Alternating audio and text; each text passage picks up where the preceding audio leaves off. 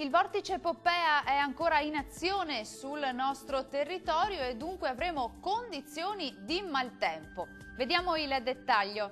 Sul Veneto nubi, rovesci e temporali distribuiti su tutti i settori, come ci mostra la nostra grafica.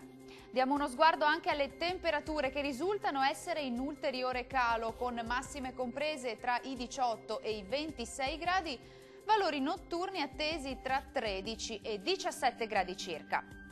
Che tempo farà sul Friuli Venezia Giulia?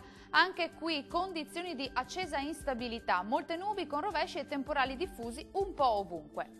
Vediamo anche le temperature, le massime risultano essere in calo, previste tra i 20 e i 27 gradi, minime intorno ai 16-17 gradi circa.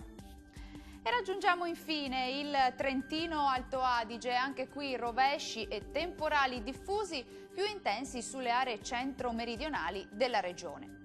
Le temperature risultano essere in ulteriore calo, con massime attese tra 18 e 20 gradi, minime previste intorno ai 13-14 gradi circa.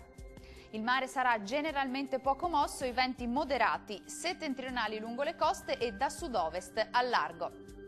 Dal meteo per ora è tutto, grazie per l'attenzione, arrivederci!